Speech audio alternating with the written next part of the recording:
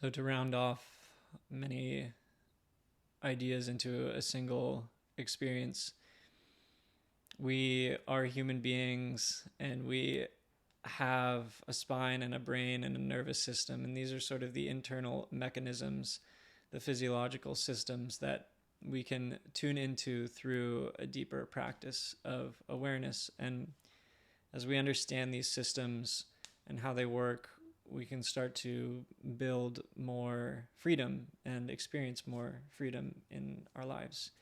And this is something that is a universal goal. This experience of freedom goes along with joy, goes along with peace and happiness and fulfillment. And that it may not be exactly what you expect in terms of when you discover that happiness is within you. It's odd that happiness is there all the time, or that love is there all the time, that whatever is your most natural state is this positive feeling, or this overflowing of love and joy for life, and that's what life is. So really all we're doing is being alive, and that we're bringing ourselves into this state of total aliveness. And at the same time, it doesn't look like this intense, like, expression necessarily.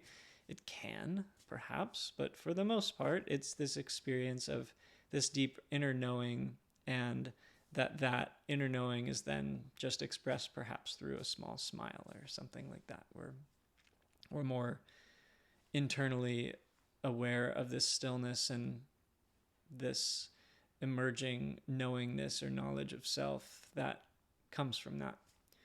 So how this works when we're describing it from the more esoteric perspective, that is valuable for the world, because the world's in a state of awakening, and we're being aware of all of these ancient practices as well as new technology and everything. It's just this quantum explosion in information that is available, and it would be beneficial for there to be clarity on some of these more esoteric practices. So this is the purpose here, is to demystify some of the mystical things. So with the yoga system of the chakras, this is one of those classic examples where we have this information that a lot of us aren't really sure what to do with. Maybe you've heard of the chakras, that there are these energy centers in the body, and that they are somehow connected to our sense of freedom or awakening or enlightenment and something like that. And that our chakras in neuroanatomical terms are correlated to the ganglia, the plexuses, the nerve plexuses that are at these various locations on the spine and then in the brain. So we have the coccygeal plexus at the base of the spine, the root. And this is the first chakra that deals with survival. It's the earth element. It's where we sort of develop our sense of vitality and life force. And it's connected to the legs and the feet as well. It's our connection to the earth. And so it's this really the densest form of matter, the dense form of life as it's expressed in the physical. Then moving up to the second chakra around the belly button, just below the belly button perhaps, we have our second chakra, which if the first one is earth, the second one is water. And these two go together. You can picture the ocean floating around above the earth. And how these two interplay are that you have structure from the earth and flow from the water. And once again, the earth element, this is our colon, this is the nervous, the organ associated with the nervous system down there, is mainly that eliminative process of giving back earth to the earth. And then the second chakra being both the reproductive fluids as well as the bladder for the water element. And this is our creativity, it's our flow, it's our self-expression in a very, still sort of physical way. But as we move through these chakras or energy systems or centers in the body, the energy gets lighter as we move from the top up from the bottom to the top, and then denser at the base, being the most dense of the earth element. So moving to the third chakra, this is the stomach. This is our digestion. We talked about Agni, the fire, being the digestive power of the body. And so the third chakra is the solar plexus, the sun. This is our third nerve plexus or ganglia. And it's the power of will or determination or mastery, even, that this is our ability to control our own sense of will or destiny. And that it can, with all of these chakras, if you will, they can be overcharged or undercharged, or have there's never this thing that people talk about as a blocked chakra that doesn't really exist. If you had a blocked chakra, you'd not be alive. And so there can be sort of this deficiency, let's say. So to improve the amount of flow and the regulation of flow, if there is too much as well in a given area, that to disperse it or direct it to other areas that are in need, because if there's an over amount somewhere, there's an under amount somewhere else. So the compensation, so to speak, of energy in one place both has a sort of energetic or psychological, emotional quality to it, as well as a physical quality. Perhaps if you have too much energy here, then perhaps it can be sent up to the heart or to the legs. However that works out is more than we have time to cover right now. But just the main thing being that we're moving from the earth, then to the water, then to the sun. Those are our lower three chakras. They primarily deal with the outer environment, with the earth, with the world, and our connection to it. And then moving on up is more of the spiritual or ethereal and deeper inner experience. So as we move into the heart, this is kind of the bridge between worlds, the bridge between the inner and the outer world. The heart chakra, as it's often called, is also connected to the lungs. Obviously, the lungs and the heart both rest here, and they are representative of the air element, this being the next least dense quality after the earth, water, and sun, or fire. That this air element then is expressed as, through the hands, our connection to the world in giving our inner resources, giving our gifts out to the world, especially through what we do with our physical movements and how we are caring or tending for the world with the love that we give with our hands. And generally just having the open heart, the experience of feeling love in the heart is pretty just quintessential. So if nothing else in this whole thing, just remembering to focus on the heart is probably the most important thing for remembering how to awaken the chakras, so to speak, is just focusing on the love in your heart, and growing the love in your heart is enough. It's plenty. Next, as this process moves into a more finer element from earth, water, fire, air, then we go into the throat, which is the fifth chakra. This represents sound. This is once again where the words come from.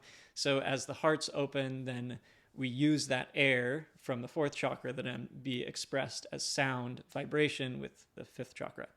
So this experience is sort of connected to the second chakra of that experience of creativity or self-expression, but now it's more manifest as our voice, as truth, speaking our needs, being clear with our thoughts as we express them.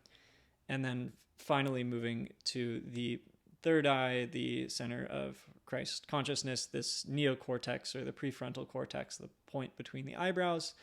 This is the space of higher reasoning, judgment, decision making, being generally a human being. This is the thing that makes us the most, or that makes us unique, that no other animal has this developed neocortex. So it gives us the upper hand in many ways. And when we recognize what it is capable of, in many ways, this is the notion or the saying that humans only use 10% or 2% of their brains or whatever, that when we become fully aware of what this area means, what it does, how it works, and what happens when we internally focus our minds, direct the energy up, and then focus our awareness here, that we really can send more energy there. And there are measurable neuroscientific studies that have said, okay, like, there are these brain changes that happen when we focus on meditation, when we focus on bringing our awareness into our brain. And it has to be through this deeper process of focus and concentration, ideally with a qualified teacher or professional, someone who can guide you through the experience over time. And that knowing that it is generally going to be safe to just practice sitting at home, breathing quietly, and focusing your awareness here, because that's what humans have been doing for thousands of years. And so bringing the awareness to this point, this represents light. So if we have the earth, the water, the fire, the air, the sound, and then the light, this is where we perceive whatever is beyond our physical form. This is the space where that consciousness of infinity enters the body, or where we transcend our body to enter into that infinite consciousness. And it's fun to picture the brain essentially as a galaxy, or at least an entire universe being between all of our two ears, and that we have this sort of cosmic connection, that every single synapse of the 100 billion brain cells that we have, every single spark of electricity is like a star in the sky, and that we have this thing going on in us, and we don't really know fully why it's there or how it works. But when we use this sort of process of knowing that there's this ancient practice of knowing how to awaken the chakras, so to speak, or how to get more in touch with the energy centers in the body, that they are they do represent something very real that we have evidence of. Like we have this earth center, we have this water center, this fire center, this air center, this sound center, and then this light center. That this experience is something that we can all have in the present moment, that there is something going on that is representative of what's just been described as being something that we can all experience. And that it doesn't really matter whether we're talking about the chakras or something else, that this goes beyond creeds, because it's essentially just the anatomy of a human being and then the psychological components that correlate to it. And the chakra system is a fun way of describing it, because one, it is very, I mean, it's important to be reverent and to be just respectful of where these traditions come from. And if you choose to say, okay, I believe this or not, it's not as relevant as it is to just have a direct experience and then let your experience guide you.